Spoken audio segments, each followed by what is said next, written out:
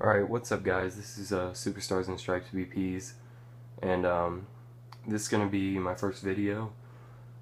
This is about take 6 or 7 just due to lighting error and just nonsense that just really doesn't matter, I guess, at this point. But I'm going to start this off with my bearded dragon, Xerxes, and his cage, which is a 3x2 by 1.5 foot wooden setup. And it's a custom enclosure by Bigger Boxes. All my racks are by them as well. Great people. He's got his UVB and his basking light, his food and water dishes, and then there's him up on his ledge. I'm not going to mess with him too much just because I just fed him recently today.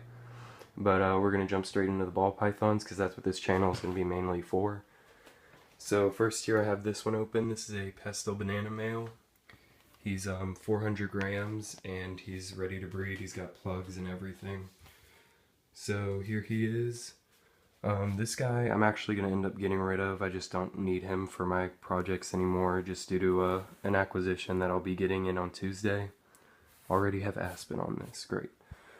So this guy, he's really not that mean. He's more so just shy, it seems. He doesn't ball up, but he does this weird kind of cinnamon roll maneuver. So I'm going to go ahead and put him up and move on to the next ball python. So I'm going to close that up, and a couple of these are going to get skipped and gone back to later, simply just due to order of not necessarily morphs or favorites, but just ones that I would like to spend more time on. This guy right here is a Spectre Spider male. He's a proven breeder. He's got that spider wobble like crazy. I mean, you can see just how he jerks his head around, but he's sweet. He's been breeding to the females, and there he is with his adorable little face and his little mustache. So the Spectre gene isn't used as much. Usually you see it combined with Yellow Belly to make super stripe combinations, but on its own and paired with other genes, it does some funky stuff like this highlighting around the spider web patterning. But yeah, this guy's pretty cool.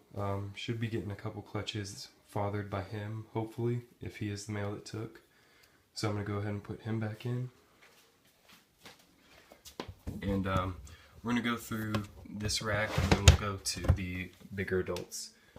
So right here is the one little small one that I have at the moment. A little pied combo, and this little guy is from Don Shores at Shores Enough Snakes. This is a cinnamon pied, and rather than having the just the head pattern and then all white like most cinnamon pieds, he's actually a pretty high pattern, which I really like about him. He's got the striping and this odd little bit of patterning right here, if the camera will focus. Looks like it won't. So he's got a really dark head. It's almost black in person. It's pretty amazing how all these genes can work together. All these is in just the cinnamon and the pie gene. But he's really nice. He's really friendly. So I'm gonna go ahead and move on to the next snake. At the moment, all I have is ball pythons. I did have a breeding group of hetleucistic gray bands, but those have long since been gone due to a trade, so I'm actually going to save those two for a later section in the video.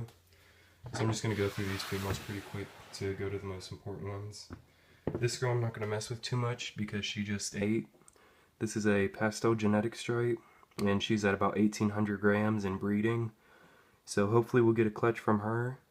And I've been putting the Spectre Spider male to her, hoping for some Spectre Bumblebee Het G-stripes to hopefully make Killer Bee G-stripes eventually. But I think whenever I get the male that I'll actually be getting in on Tuesday, which I haven't announced yet, but I will. And I'll also do an unpacking video once I get him, and also just announcing who it's from, some little backstory on him. So anyways, back to this video, not a future one. So this girl, she's really sweet. She's got this eye stripe, which I really like about her. It goes down her center and splits her eye into two different colors.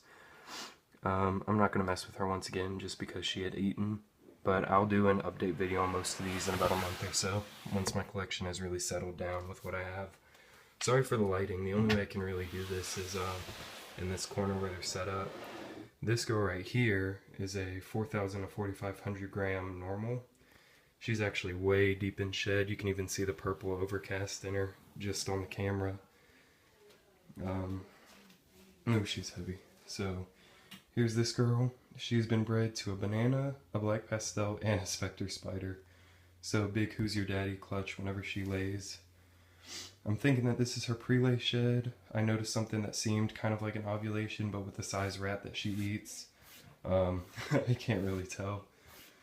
So this girl should be laying, hopefully, within the next month or so, after her pre-lay naturally. But I'm hoping to get at least a couple black pastel females out of there to move another project forward, make some cool hatchlings from that. But I'm gonna go ahead and put her back. Try not to spend as much time going through these ones. So down at the bottom here is a Harlequin Lemon Blast. So 2 pretty common genes and 1 not so common. I'm gonna go ahead and get her up. Try not to spill her water. I'll just set it off to the side. So I'm gonna get her up, and she's been on her side all day, so thinking that she's getting close to getting ready to lay. I'm gonna try to keep her in camera, but she's super active. She's about 3,200 to 3,400 grams. I know that she's definitely at least 32, probably closer to 34 at this point, about a month later after I've weighed her. So here she is, and of course she doesn't want to be seen by the camera. But she was bred to the Spectre Spider that I showed earlier. So hoping for some Spectre combos. Hopefully the 5 gene. If I do hit a male Spectre combo that does involve Harlequin, I will be getting a yellow belly female to eventually make Harlequin Super Stripes. I think that'd be an amazing combination. Just mixing that beautiful stripe pattern with a pattern reduction gene, which would cancel out the side pattern. Theoretically being just a striped animal like a genetic stripe, but getting that beautiful super stripe coloring. This girl I got in April at, believe it or not, 1,700 grams, and over the course of just a few months has gone up 1,500 grams, even with a month or 2 of fasting, which is pretty amazing to me. I haven't been power feeding her or anything. I've always been feeding her just not even prey items 20% her weight, which you can do, just 10%, and it's just the way that she metabolizes food is much different, which is why I kind of have to hold back on feeding her too much. So this is her pattern, a close-up of it, and what that Harlequin really does.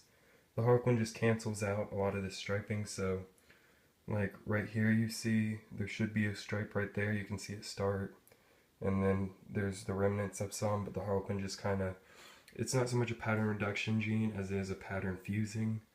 These, the yellow blotches, are actually where pattern would be, and this black is the negative space that you would see on a normal ball python. So it's pretty interesting how the pinstripe not so much as brings pattern into these stripes, but it actually cancels out a lot of the negative space. The pinstripe is probably a really good gene to work with if you're going for a patternless snake. I know that there used to be a patternless recessive, but I don't think it proved out, or something happened to the project, I'm not sure. But here's those colors on her neck, and then her eye stripe. And she's got these beautiful green and yellow eyes, typical of pastels. So I'm going to go ahead and move her back into her little bin, put her water back in. I'm surprised that none of them have spilled their water yet. Usually they spill it by the end of the day. Just gonna get some of this aspen off of here really quick. Alright, back over to here to these 2 females that I have left. So this first one is a pretty amazing female in my opinion. This is a Candy, which is allelic to albino, which is many people's favorite morph is the albino. So rather than having the white coloration, a Candy, not a Candino, that'll be a different conversation in video. A Candy has this deep purple, which slowly develops all the way from birth up to, as long as they're actually alive, they'll start to develop and it'll just darken and darken. And there's her face, she's hiding right now. I'll try to unball her a little bit. But this girl may be going off in a trade soon, just because I have another female that'll replace her. And there's that head, and those beautiful candy eyes, if my camera will focus. She's really pretty. This is another one that was produced by Dawn Shores at Shores Enough Snakes. She's definitely what was a favorite, but just due to how much I'm trimming down my collection, I kind of want to knock out all the repetitions of genes and just sort of move more towards a broad spectrum that I can work with. Oh, there she goes. There's her head. Sorry for the awful quality on this video. This is all being filmed with an iPhone, so not the best, but I will be working on getting a camera to provide better video quality. So here's this girl, a pure candy. And the reason why I'm saying pure candy and Crandino is that since candy and albino are allelic, they work a lot similar to a yellow belly and specter, where they can actually produce an act-like super form. But I'll make a video on that separately to just inform everyone, because I get a lot of questions on that and see a lot of people asking about that. So here's definitely the pride and joy of what I have in my group right now. She doesn't look too special from a distance, but this girl right here is actually a candy spider, probable candy bumblebee. I'm going to move her over here because there's less aspen everywhere. The reason why it's just probable and not for sure is that the pastel gene is pretty hard to pick up in candies sometimes. But with this kind of white striping, and also her head has a lack of pattern on it that you would typically see in any spider combos, but you wouldn't see in a bumblebee combo. So you can see her right there. Once again, I'm sorry for the quality of this. I'll try to get better quality footage later on. But there's her white sides, and so she's the candy gene rather than albino, so instead of having white, she's got this nice lavender coloring. You can see right there the purple bits. And she's really sweet. She should be a good breeder next year, hopefully, if I can get her up. She's at about 450 to 475 empty at the moment. So I'm going to go ahead and put her up, and then in this video just do a minute or so of just rambling. So other than that, I should have a male coming in on Tuesday, which I'll be definitely doing an unboxing video of. Possibly the trade with another gentleman for a couple different snakes for the candy female who's saying hello right now. So I'm just going to end it on this big guy right here. And thank you for watching. Please like, subscribe, and share my video. That would help out a lot. I realize that this is a new channel, and I'm not expecting this to grow. This is mainly just informative and to be tied towards both my website and Facebook page. And you can check me out on Facebook at just Gabriel M. I'll try to leave it in the description. Hopefully, if I can, I guess, figure that out. This is the first time for me. So yeah, thank you for watching, and I hope you enjoyed this video. I should be making at least 2 more by the end of the week, and I hope to talk to you guys later. Thank you. Bye.